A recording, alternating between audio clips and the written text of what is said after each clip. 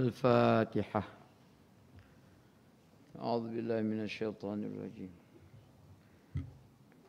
بسم الله الرحمن الرحيم. الحمد لله رب العالمين الرحمن الرحيم مالك يوم الدين إياك نعبد وإياك نستعين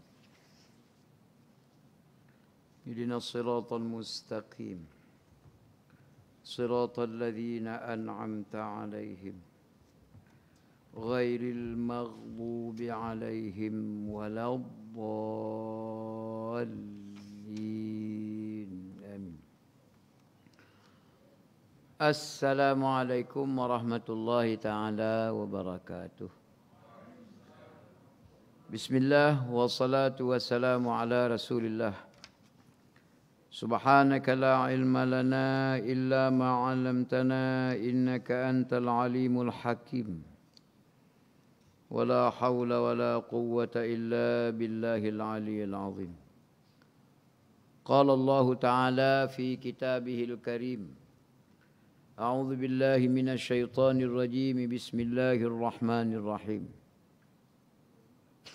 قل إن الموت الذي تفرون منه فإنه ملاقيكم ثم تردون إلى عالم الغيب والشهادة فينبئكم بما كنتم تعملون. Sadaqallahul azim.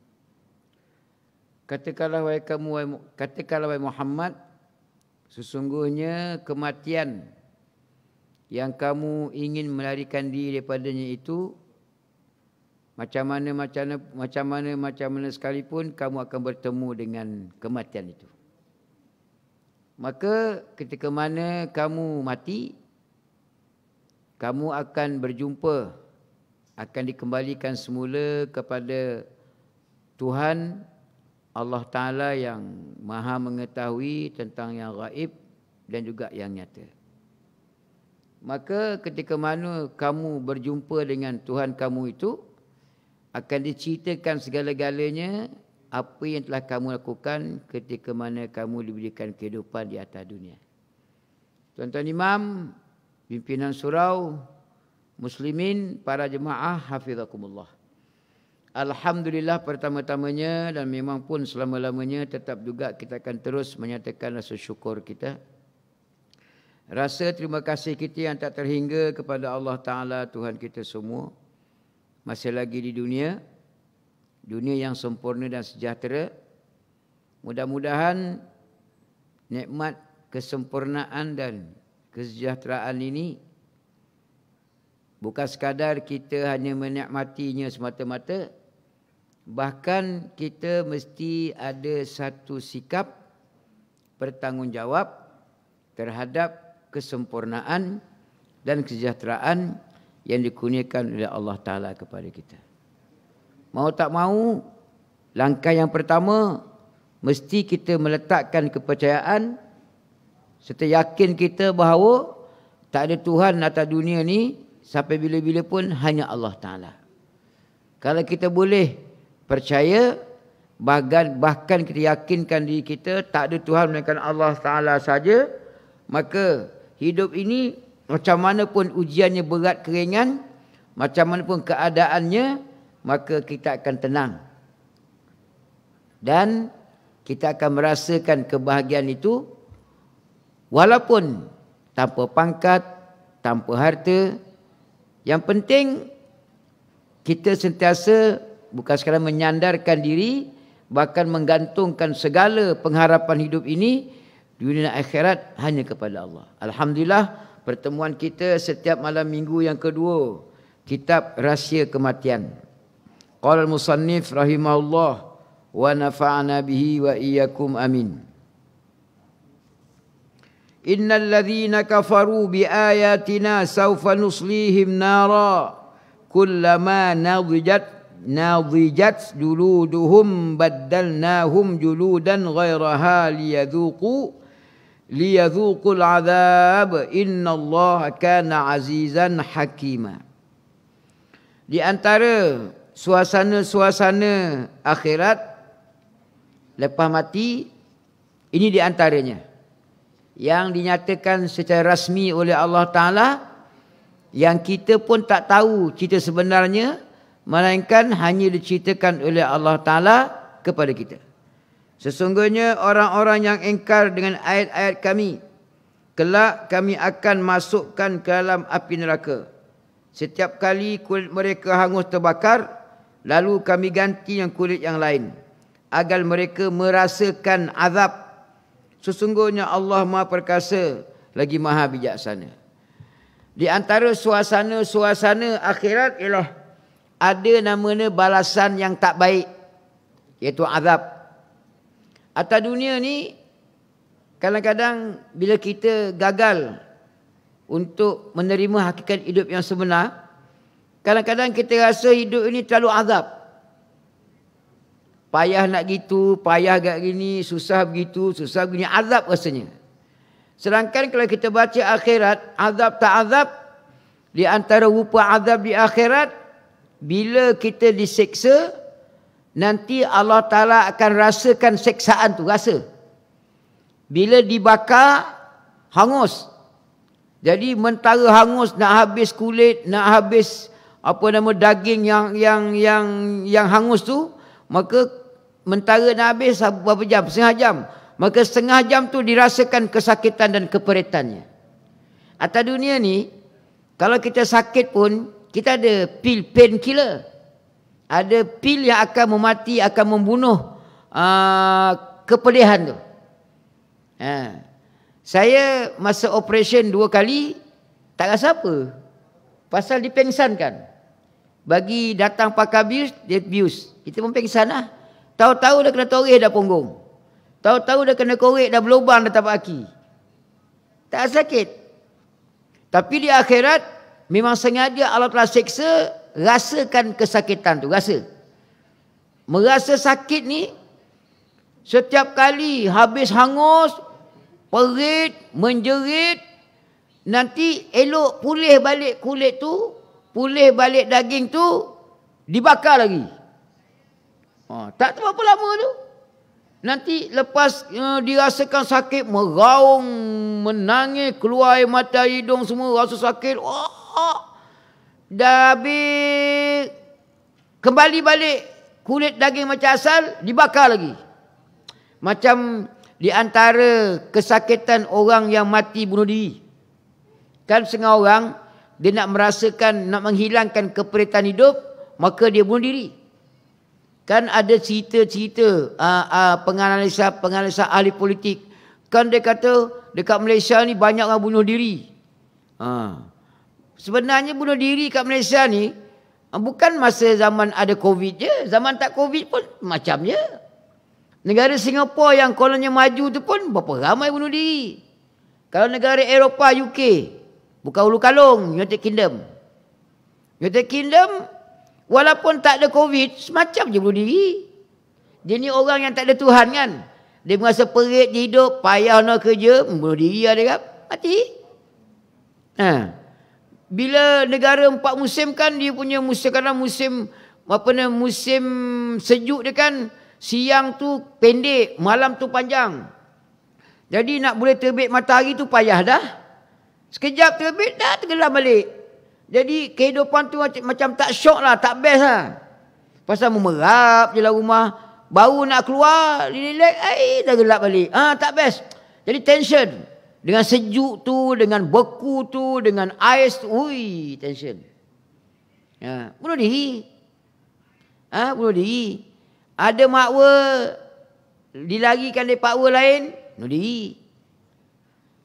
Di Jepun kan, di antara negara-negara yang paling tinggi kadar bunuh diri, Jepun lah. Jepun ni negara yang maju, canggih. Tapi Jepun ni canggih tak canggih,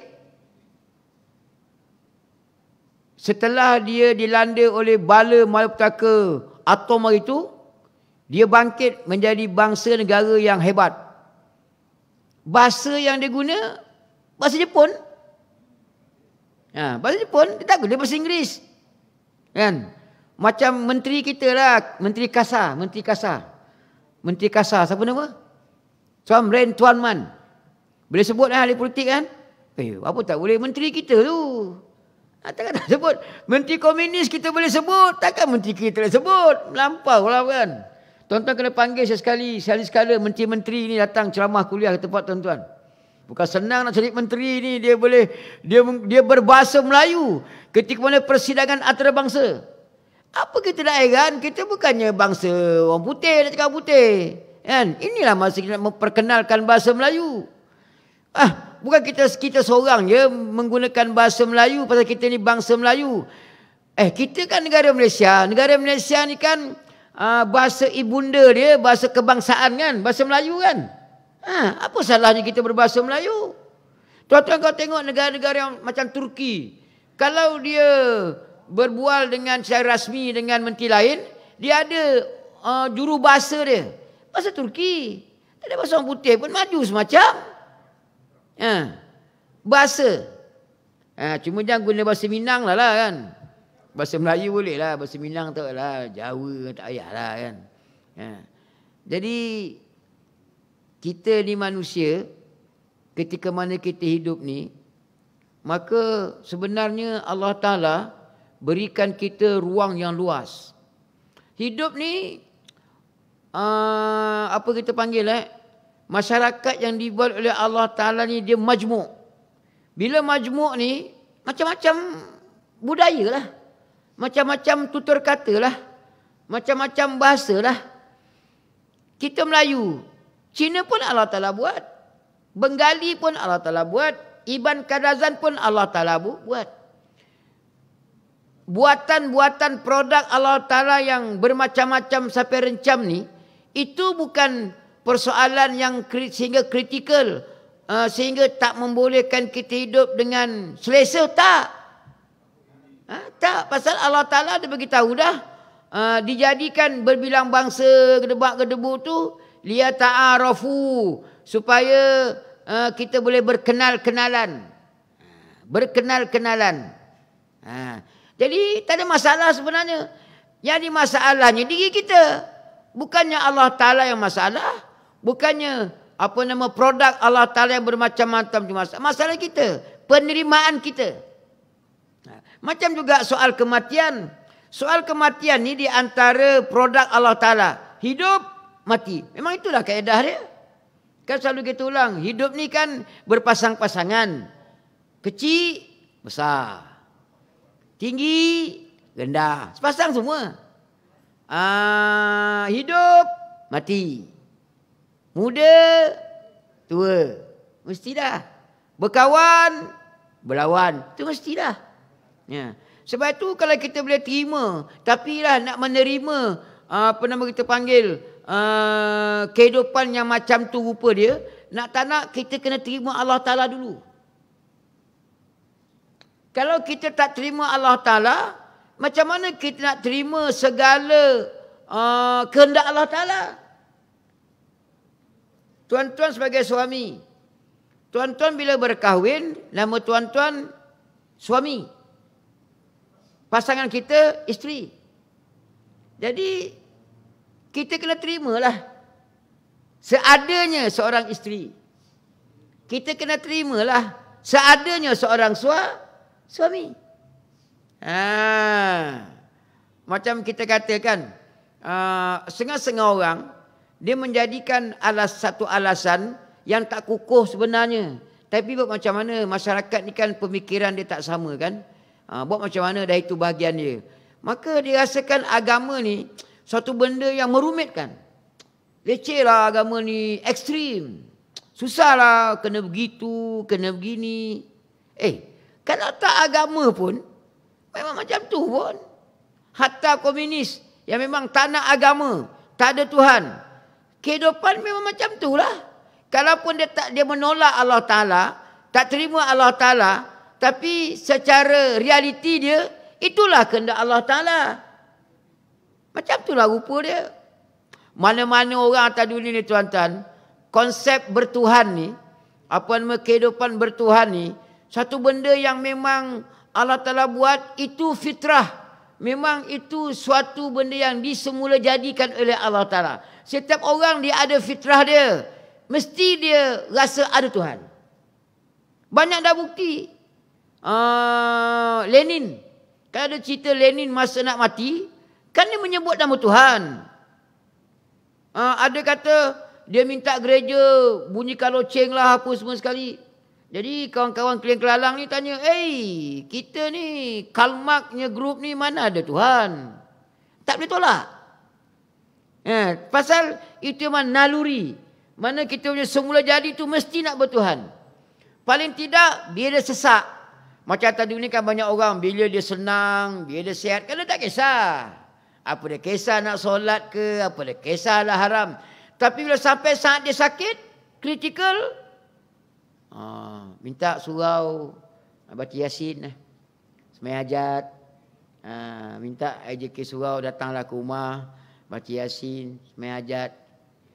Macam mana dia tak pernah ke surau pun, last sekali mesti nak minta tolong orang surau. Minta dengan Allah Ta'ala. Itu je. Sebab itu kita dalam masyarakat ni nak tak nak, kita mesti senantiasa mengajak manusia kepada Allah. Alim ulama kan dia bagi dah. Satu grup nama dia golongan yang dah Islam. Satu grup nama dia yang belum lagi Islam. Yang dah Islam ni macam-macam. Ada yang dia punya tingkatan dia tinggi, high class. Mana berpengetahuan, beramal. Ada jenis yang low class. Kata Islam, tapi kan. Ada pula Islam, di luaran dia nampak keislaman dia, tapi dalaman dia munafik. Itu satu hal. Yang bukan Islam lagi banyak hal. Yang bukan Islam ni kalau ikut istilah kenegaraan, istilah politik, dipanggil zimmi, kafir zimmi, kafir harbi. Ada yang dia tu kafir tapi dia tak bermusuh dengan Islam. Dia berkawan, namanya dia open minded. Ada setengah tu dia harbi, dia pantang. Semua tak kena. Sebut Islam dia marah. Itu kita tak boleh lari. Jadi realiti hidup ni macam tu lah. Kita kena ngadap lah. Macam sebagai contoh mudah-mudah kita suami kan. Macam saya anak baru 8. Bini baru seorang. 2 dah kena bawa dengan suami tinggal 6. Jadi 6 orang anak dengan satu isteri tu 7 orang. 7 orang tu 7 kepala tu. 7 kepala, 7 selera bukan sama semua. Tapi adakah dengan tak sama semua tu, kita tak boleh bersama ataupun tak boleh bekerjasama? Boleh je. Macam kita kata, tuan-tuan, contoh paling mudah, tuan-tuan nak jadi surau sekretari ni kan, bukan semua sama level. Umur tak sama level, tak sama segi umur, tak sama pengetahuan, tak sama karier kerjaya pun tak sama kan. Tapi oleh kerana boleh kerja sama. Apa nama cerita kartun tu? Wonder Pet. Wonder Pet. Apa yang penting kerja sama. Jadi sebab tu kita dalam Islam, jangan kata kita sesama Islam yang sama Islam. Yang tak Islam pun agama mengajar, walaupun kita tak seagama, tak sealiran, tapi boleh bekerja sama. Bekerja sama. Kita bila solat. Bila solat, tok imam kat depan, makmum kat belakang. Walaupun tak sama, ada yang cepat, ada yang lambat. Ada yang dapat takbir bersama imam, ada yang tak dapat takbir masbuk. Tapi tak boleh kita bersama, boleh? Walaupun kita tak sama. Engkau dapat takbir sama imam, aku dapat masbuk, itu pun dah tahiyat. Walaupun tak sama, tapi boleh kerja sama. Pasal kerja sama segi berjemaah tu. Yang cepat usalli makmuman. Yang lambat usalli makmuman, sama juga. Apa masalah dia? Hidup ni kalau kita berjaya menjadikan Allah Ta'ala sebagai pemimpin kita, sebagai petunjuk arah hidup ini, hidup kita akan tenang. Saya nak ulang tuan-tuan. Suratul Fatihah. Simple je, 7 ayat. Ada setengah ulama kata nama dia selain Suratul Fatihah, Sab'ul Mathani. 7 ayat yang berulang-ulang. Kita sembahyang maghrib, imam baca Fatihah 3 rakaat 3 kali, makmum pun sama juga. Ulang 3 kali. Nanti Isyak 4 rakaat, ulang 4 kali. Besok subuh, ulang 2 kali. Zuhur, ulang lagi 4 kali. Asar, ulang lagi 4 kali. Solat sunat 2 rakaat, ulang lagi 2 kali. Nanti bila kita mulakan kuliah, Al-Fatihah, ulang lagi. Kita nak memulakan suatu kerja, Al-Fatihah. Nanti Yasin Tahlil, ila arwah, ulang lagi. Ulang. Hebatnya ayat Quran ni, walaupun sering berulang-ulang, cuba tengok. Saya cerita banyak 7 ayat lah. Kita ambil satu ayat je. Ihdinas siratal mustaqim. Yang kita ulang-ulang tu, di antaranya lah ihdinas siratal mustaqim. Tunjukkanlah kami ya Allah jalan yang lurus. Satu ketika kan Nabi duduk dengan sahabat-sahabat. Lalu Nabi ambil sebatang kayu, Nabi garis atas pasir tu kan. Hadza sirati. Hadza sirati. Apa ayat betul? Fattabi'uni, apa ayat tu? Allahumma salli ala Muhammad. Nabi kata, inilah jalanku, ikut. Lepas tu Nabi pun dah garis tu, Nabi kata fattabi'u, ikut. Lepas tu Nabi garis-garis pak. Garis panjang tu, garis dahan-dahan dia, ranting garis. Nabi kata wala tattabi'u subul. Tapi jangan ikut jalan yang sepang senang ni. Jalan-jalan yang ikut ni. Fatafarraqa bikum an sabili. Kalau kamu ikut jalan yang sempang senang ni, cabang-cabang sempang-sempang ni, nanti kamu akan berpisah daripada jalan yang lurus tadi tu. Pasal apa tuan-tuan? Kita duduk atas dunia ni, tadi disebut saya isteri seorang, anak kaum tinggal 6 orang, itu pun dah masuk asrama semua tinggal 2 orang. Tapi walaupun 2 orang kat rumah tu, macam-macam tu. Kalau kita dalam rumah tangga, 1 isteri, anak 4-5 orang dah macam-macam. Masyarakat. Kita semayang berjemaah, berapa sop? 3 sop. 1 sop 7 orang, 8 orang. 3 sop 24 orang dah. Jadi bermacam-macam. Ada yang Islam, ada yang tak Islam, ada yang sokong Islam, ada yang menentang Islam, ada yang suka pada Allah Ta'ala, ada yang benci Allah Ta'ala. Jadi bermacam-macam. Bila bermacam-macam ni, habis mana yang betul lah? Padahal kita hidup ni bahaya kalau kita biarkan kehidupan kita ni tak betul. Tadi kan mula-mula kita sebut dah, ada orang yang diseksa azab, dibakar, kemudian sampai hangus, dirasakan keperitan dia, lepas tu ada balik kulit, ada balik daging, dibakar lagi, tak berhenti-henti. Apa pasal tu?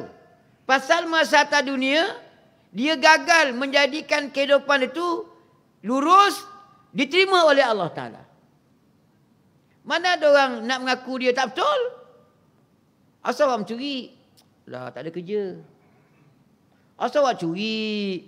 Lah, kereta dia banyak ustaz. Datuk-datuk ni kereta dia banyak. Kaya ustaz. Kau pakai pun. Daripada membazir je, baik saya ambil. Boleh saya pakai. Ada yang ngaku. Mampu ada yang ngaku. Orang tua tu dulu kan ada dia punya simpulan bahasa dia kan. Siapa nak ngaku berak tengah jalan? Tak ada orang nak ngaku lah. Berak tengah jalan. Iblis yang jahat tu pun mana mengaku dia salah? Dia tak ngaku. Robin Hood lagi tak ngaku. Kan banyak orang macam Robin Hood. Apa pasal mencuri? Nak tolong orang kampung. Nak tolong orang miskin. Dia apa nama kita panggil? Dia jenis berpegang kepada matlamat menghalalkan cara. Sedangkan kalau ikut jalan yang lurus, mana boleh matlamat menghalalkan cara? Walaupun matlamat tu betul, tapi cara tak betul tak boleh.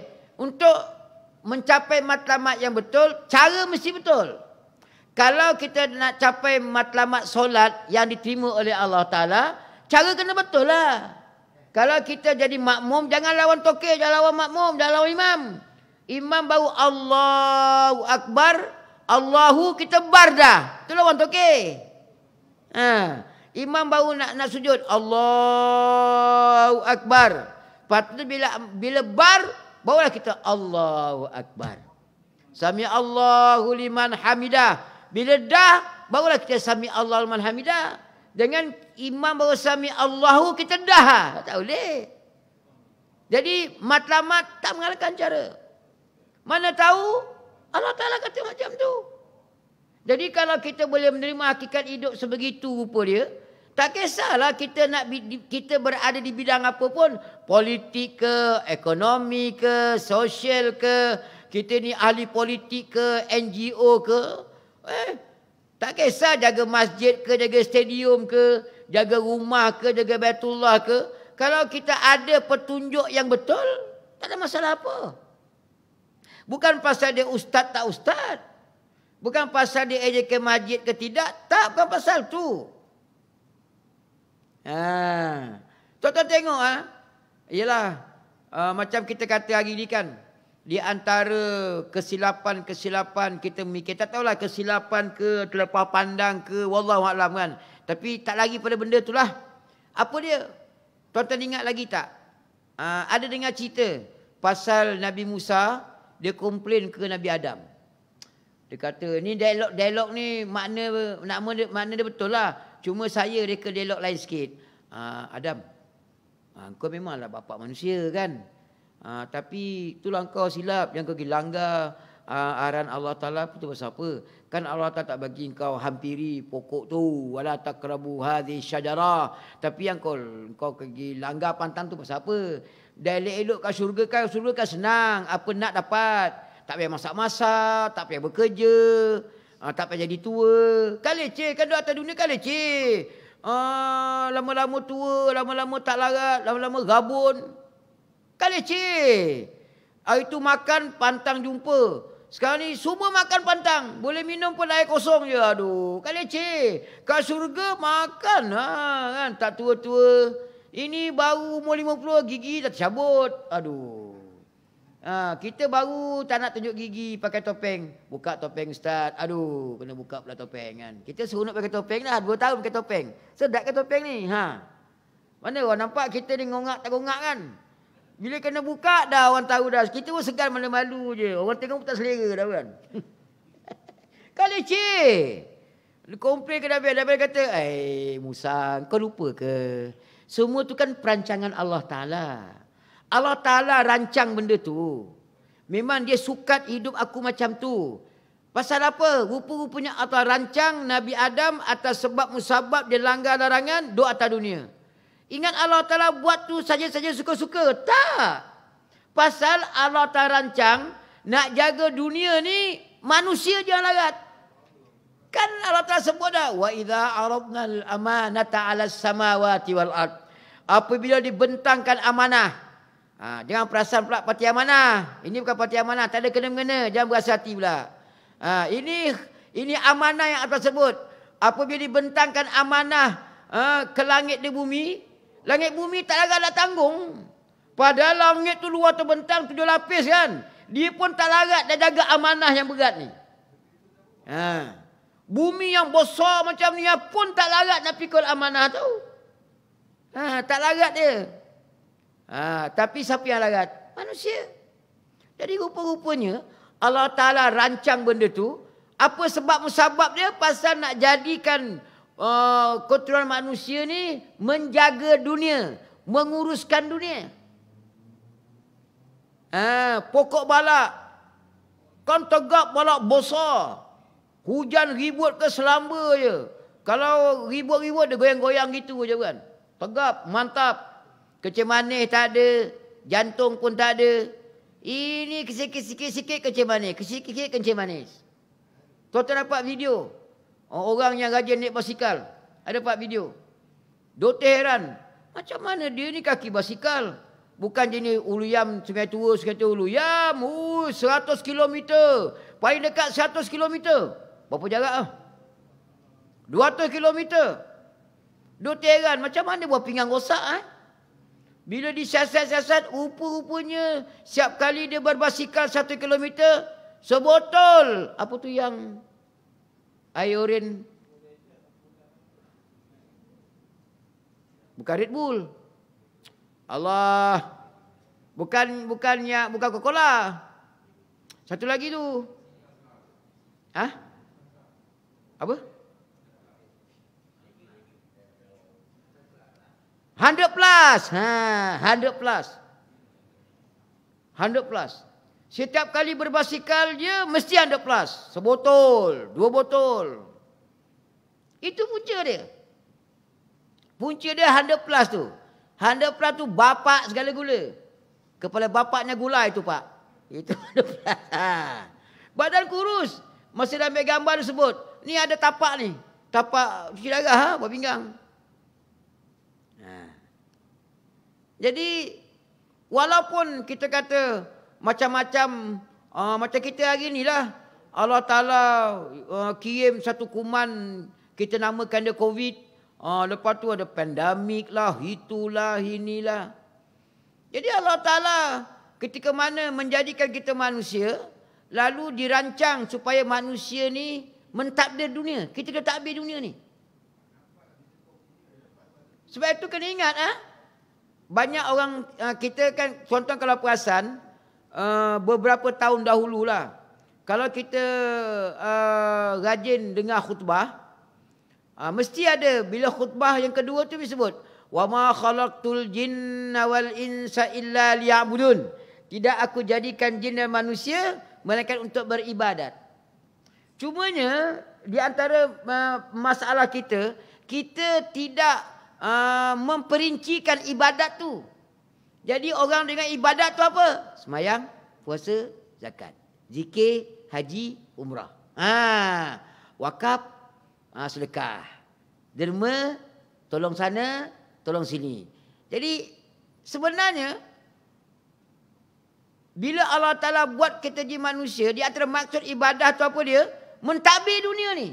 Kita kena uruskan dunia ni. Jadi kena uruskan dunia ni. Kalau start daripada Nabi Adam sampai ke Nabi Muhammad, kemuncak Nabi Muhammad sallallahu alaihi wasallam rahmatan lil alamin. Sehingga kemuncak Nabi Muhammad tu bila mentadbir dunia dengan mentadbir dunia ni rahmat untuk alam. Alam ni bukan sekadar kita manusia dapat rahmat. Manusia tu memang dua dah, Islam dengan kafir. Alam ni masuklah semua sekali lah. Yang bukan manusia, binatang, pokok, bumi, semua sekali lah.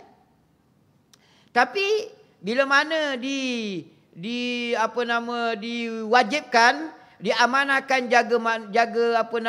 jaga dunia ni, tadbir dunia, habis apa modal pusingan kita nak jaga dunia?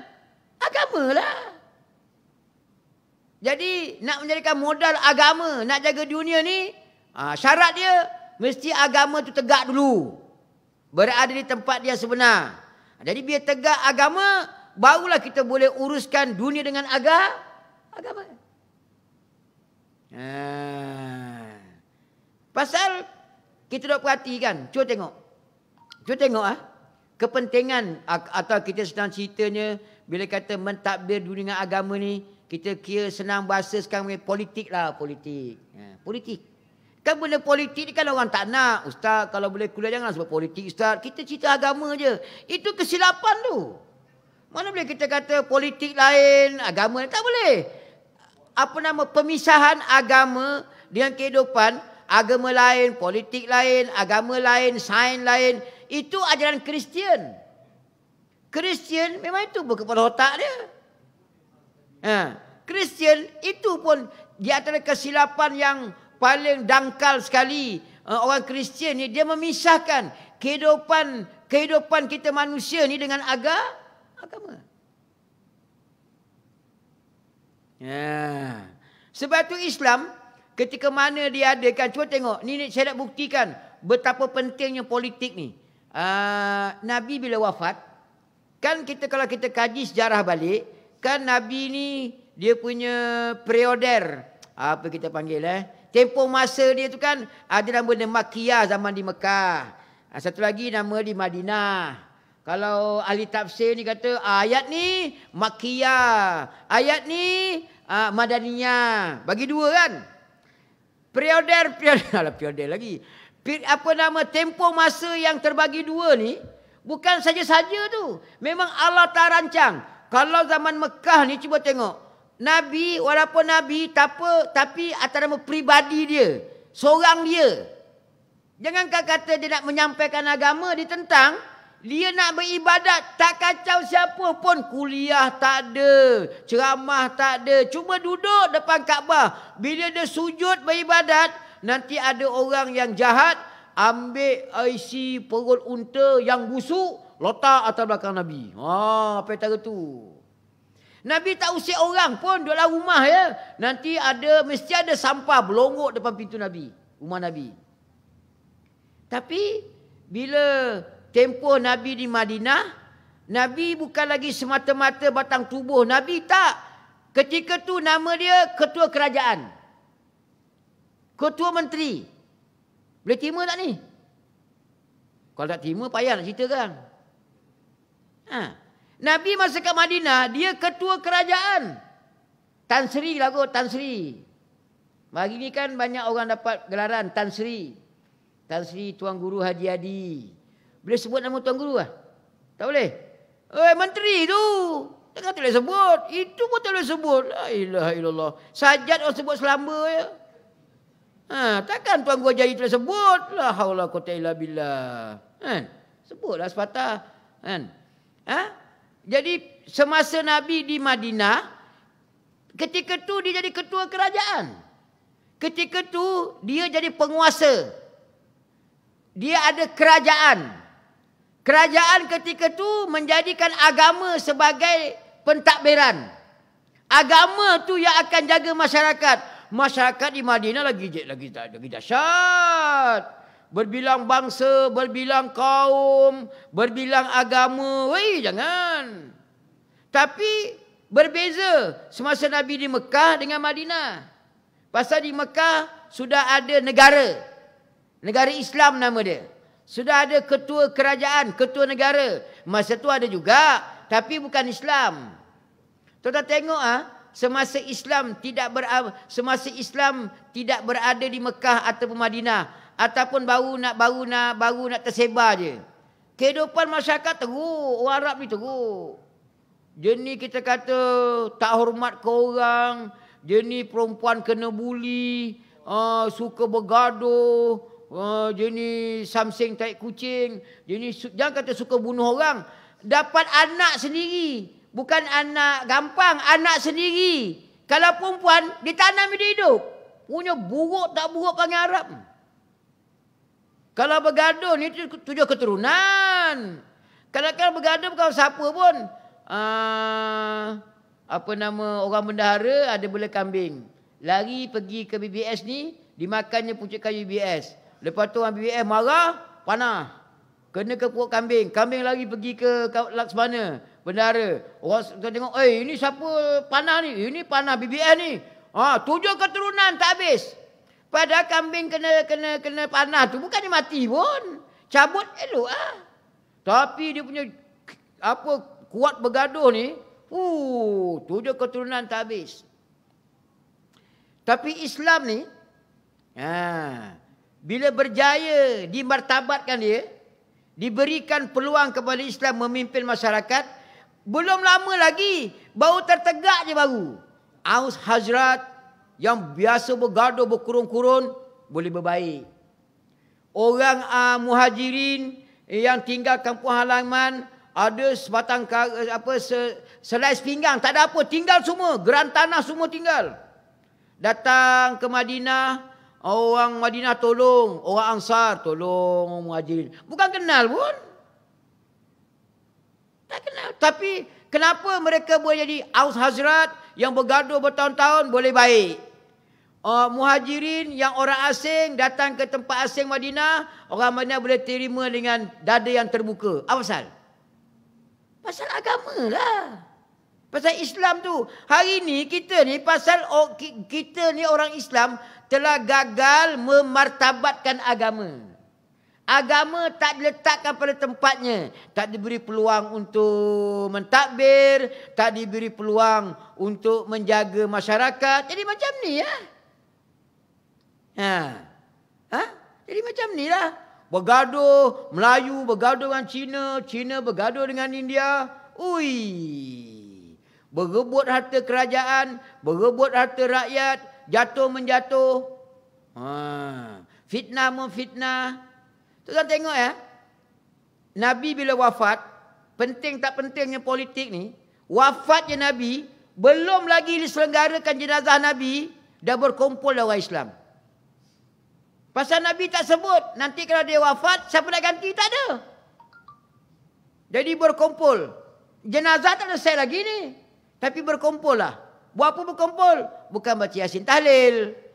Puak Ansar kata, kami orang Ansar mencalonkan Sa'ad bin Ubadah tak silap. Sa'ad bin Ubadah. Adalah sebab-sebab dia kata hujah dia diam. Lepas tu puak-puak Muhammad kata, okey kami mencalonkan Abu Bakar As-Siddiq. Apa pasal? Pasal Abu Bakar diam. Satu kelompok pula ahli bait, suku sakat Nabi. Kami ni suku sakat Nabi, kami cadangkan Ali. 3 penjuru tu bang. Bukan satu langsung, 3 penjuru. 3 penjuru ni bukan benda baru, benda lama dah. Zaman Nabi 3 penjuru dah.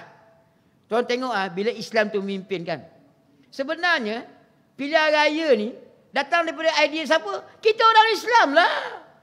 Zaman dulu yang tak Islam, kalau milih pemimpin perang. Tergadai berapa ramai rakyat mati. Kerugian harta benda, berapa ramai orang perempuan, isteri jadi janda, anak-anak yatim. Dah masuk waktu dah belum? Dah lebih dah.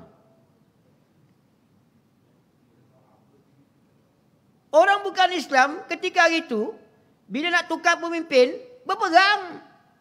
Kita tak. Mai kumpul, kita mesyuarat.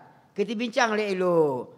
Akunya grup kata calonnya Sianu. Kau Sianu. 3 penjuru. 3 penjuru. Tapi bila Islam, macam mana 3 penjuru pun keluar satu hujah. Kepimpinan mestilah daripada Arab Quraisy. Pasal apa? Ketika tu Arab Quraisy ni, nama Arab Quraisy disegani. Dia majoriti. Kalau istilah politik sekarang dipanggil mendominasi. Macam kita ni kan. Okey kita surau. Sekarang ni tak ada mesyuarat lagi. Nanti bila mesyuarat agung, kan ada pemilihan. Kita pilih siapa? Saya cadang Sianu. Siapa sokong? Ada. Okey. Siapa lagi? Saya cadang Sianu. Ada penyokong? Ada. Jadi kita pilih Sianu tu macam mana pun kita kena fikir juga. Ni kita surau-surau ni kan ahli surau semua orang Islam. Katakan nanti orang bukan Islam, itulah orang Islam. Jaga surau. Satu. Lepas tu pula agak tengok segi bangsa kaum. Siapa yang ramai ahli surau? Geng Mamak ke ataupun Melayu ke Cina? Ada juga Cina Islam kan? Ada India Islam kan? Tapi siapa yang mendominasi? Melayu. Melayu lah. Boleh faham tak ni?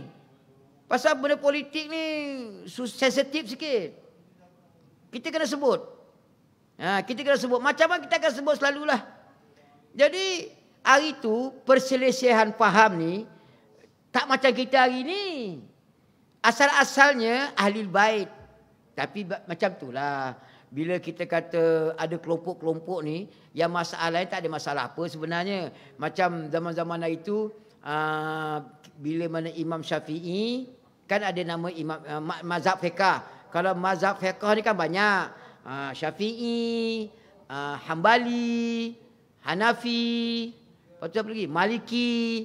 Tu tak masuk lagi Sufyan Ats-Tsauri, tak masuk lagi Az-Zahiri. Banyak.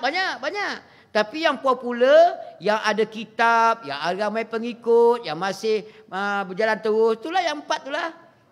Syafi'i, Hambali, Hanafi, Maliki. Itu pun sekarang pun yang popular 3-2 je. Hanafi dengan Syafi'i. Satu ketika Imam Ahmad bin Hanbal mengeluarkan pandangan pendapat tak sembahyang dengan sengaja kafir. Dia tersebar pandangan tu sampai ke telinga Syafi'i, Imam Syafi'i. Ahmad bin Hanbal ni anak murid pada Syafi'i. Dia pun berjumpalah dengan Imam Ahmad bin Hanbal. Dia kata, aku dengar cerita, ini dialog saya lah, tapi bukan macam tu lah kan. Dengar kata, apa nama, kau keluarkan pandangan kata kalau tak sembahyang sengaja ni kafir. Yelah dia kata. Tak sembahyang dengan sengaja kafir. Habis kalau dia kafir, macam mana nak taubat? Dia sembahyang lah dia. Dia sembahyang. Dia kata, macam mana pula sembahyang tu taubat dia? Pasal, apa syarat sah sembahyang?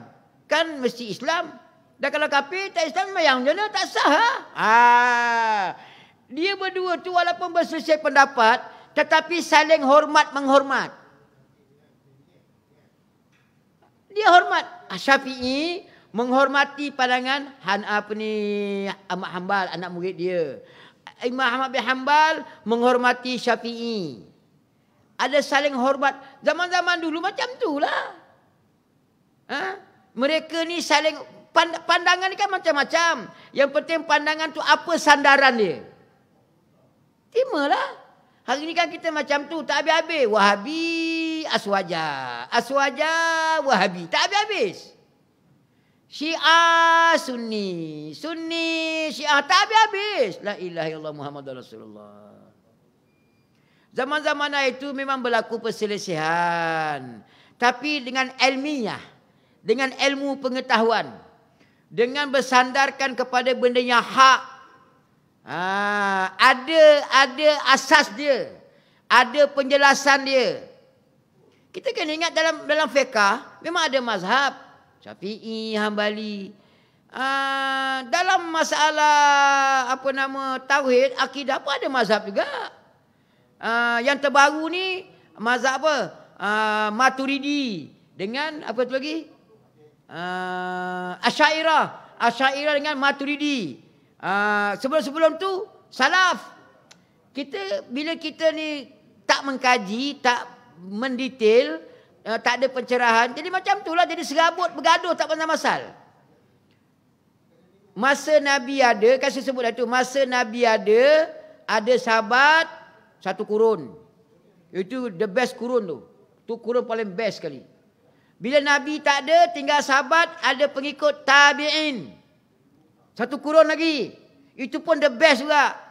Bila sahabat dah tak ada, tinggal tabi'in, ada tabi'ut tabi'in. Satu kurun pula. 3 kurun yang terbaik. Ulama-ulama kata, 3 kurun yang baik ni, tu salaf. Lepas 3 kurun yang pertama tu, itu nama dia khalaf. Asal-asal dia puak ahli bait.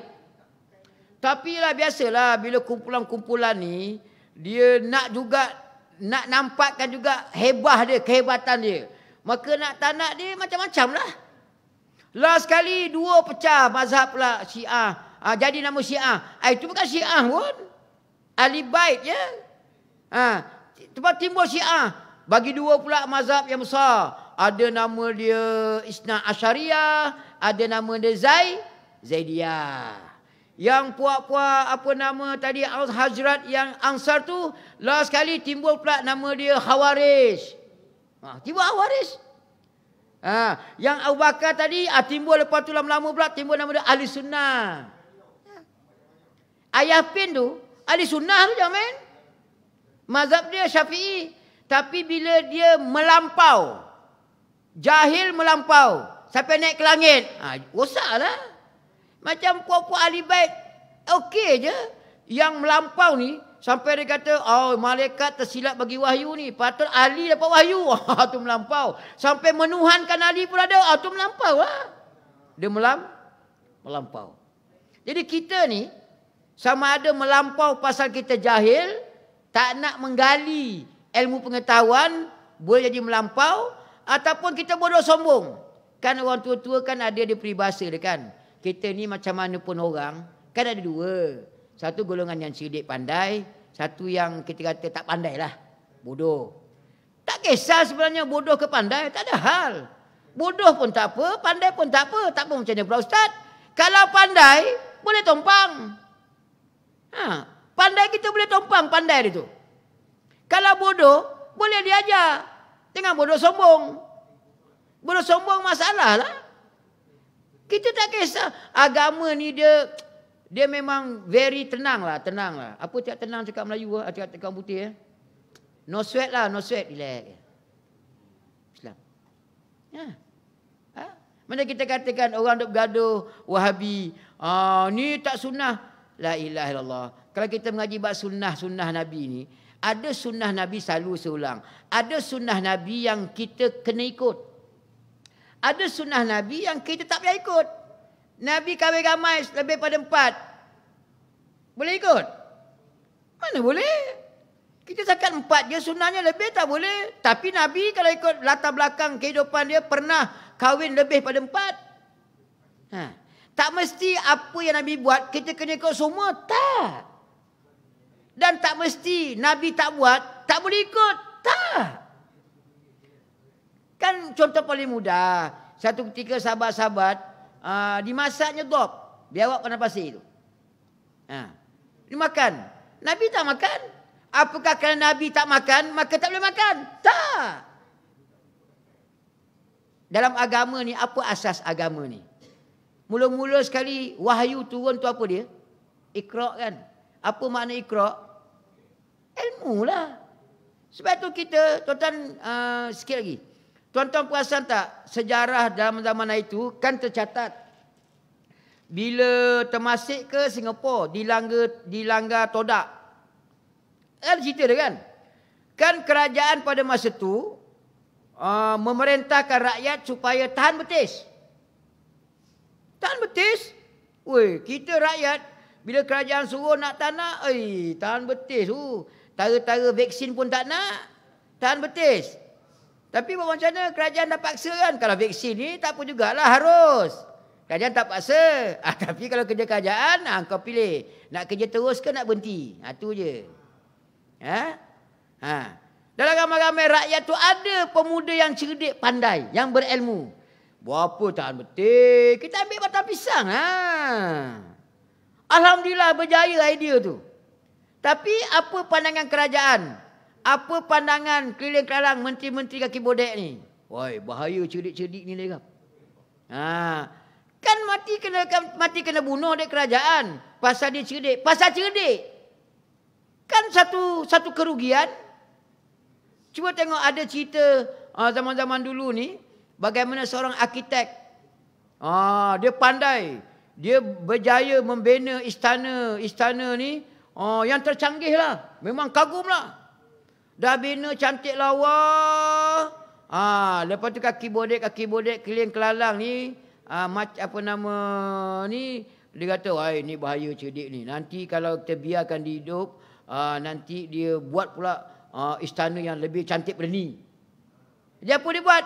Dipotong tangan. La ilaha illallah. Islam tak. Islam memang menggalakkan kecerdikan. Tuan-tuan, siapa yang menyebarkan sains teknologi? Orang Islam lah. Orang Islam. Siapa yang mula-mula mereka cipta kereta api? Orang Islam lah. Siapa yang merosakkan yang kereta api nak siap yang Turki Osmaniyah buat tu? Orang Islam lah. Pasal dia tak ada satu konsep Islam yang sebenar. Berilmu tu satu benda yang perlu. Satu benda yang perlu. Siapa yang mereka cipta tentang adanya baju besi, baju kalis peluru? Orang Islam lah. Rupa-rupanya dia kaji-kaji, rupa-rupanya orang yang mereka cipta sistem perbankan ni orang Islam. Nabi yang memulakan sistem perbankan tu. Walaupun tak nama dia bank negara, nama tak bank sebenarnya tak. Tapi Nabi. Pasal apa tuan-tuan? Macam kita ambil contoh ni last. Ni betul-betul menyelah lepas setengah. Tuan-tuan ingat lagi tak khutbah baru ni? Ke masa khutbah tidur? La haula quwwata illa billah. Khutbah baru ni apa tajuk dia? Pengguna kan? Pengguna kan? Memang pengguna ni kena cerdik betul. Tapi masalahnya, kita pengguna, orang Islam terutamanya, kita nak kalau boleh makanan ni biaya halal. Mana cop tu pun bukan cop yang palsu. Kalau makanan ni jangan campur-campur. Jangan campur minyak babi lah, telinga babi lah. Tak mau. Kita nak memang betul-betul halal punya. Walaupun kita nak benda macam tu, tapi siapa yang menguatkuasakan mesti cop halal. Tak boleh ada campuran yang bersyubhat. Tak boleh. Penguatkuasaan tu siapa? Kerajaan lah. Pihak yang berkuasa lah. Kalau pihak yang berkuasa tidak ada agama, ketika mana dia mentadbir, menjaga kuasa dia, ketika mana dia menguatkuasakan undang-undang ke apa benda ke, tidak dengan agama. Apa dia kisah halal haram? Apa dia kisah rasuah tak rasuah? Kan banyak ahli politik hari ni kan, dia suka sebut pasal, kita anti rasuah, anti rasuah. Hari itu kau jadi kerajaan, bapak rasuah. Macam mana tak rasuah? Pasal sistem politik tu tidak menjadikan agama menjaga politik. Itu kesan buruk dia. Kita pengguna memang nak supaya harga barang jangan melambung. Tapi siapa yang akan menguatkuasakan benda tu? Kerajaan yang berkuasa lah. Kalau kerajaan yang berkuasa tidak ada agama, tak memikirkan maslahat, tak memikirkan tanggungjawab. Agama tu yang bertanggungjawab. Bukan soal yang jaga tu Melayu ke, Cina ke, Pak Lebay ke, tak. Tak kisah, kita tak kisah siapa mimpin. Yang penting dia Islam. Yang penting bukan semata-mata batang tubuh tu Islam. Mestilah agama tu yang pimpin dia. Barulah kita akan tenang. Kita akan damai. Dia masalah ni tuan-tuan, penting tak penting. Hari ni kita hidup, kita susah macam mana pun, kita mati, tak adalah. Kita susah, bankrupt, mati, tak ada bankrupt dah, mati. Tapi persoalannya lepas mati tu persoalan ini kita bincang tadi. Lepas mati, atas dunia kita rasuah, boleh terlepas. Ada pula lepas kita disabit hukuman, ada tempoh rayuan. Kadang-kadang setengah orang, oleh kerana dia berkuasa, diarahkannya hakim, tarik balik pendakwaan. Tak apalah atas dunia, boleh lepas. Lepas mati? Lepas mati. Nak lagi mana? Sebab itu kalau ada agama yang jaga dia, macam mana pun dia fikir dua kali. Kalau lepas mati ni makan tak habis, atas dunia tak apa. Lepas ni makan tak habis. Itu pentingnya agama. Wallahu a'lam. Yang baik pada Allah Taala, tak baik pada saya, mohon ampun dan maaf. Aku qali hadza wa astaghfirullahaladzim li wa lakum wa lisairil muslimin wal muslimat wal mu'minina wal mu'minat fastaghfiruhu innahu wal ghafurur rahim. Subhanakallahumma bihamdik asyhadu an la ilaha illa anta astaghfiruka wa atubu ilaik. Bismillahirrahmanirrahim. Wal 'asr innal insana lafi khusr illa alladhina amanu wa 'amilus solihat wa tawassaw bil haqq wa tawassaw bis sabr. Wassalamu alaikum warahmatullahi taala wabarakatuh.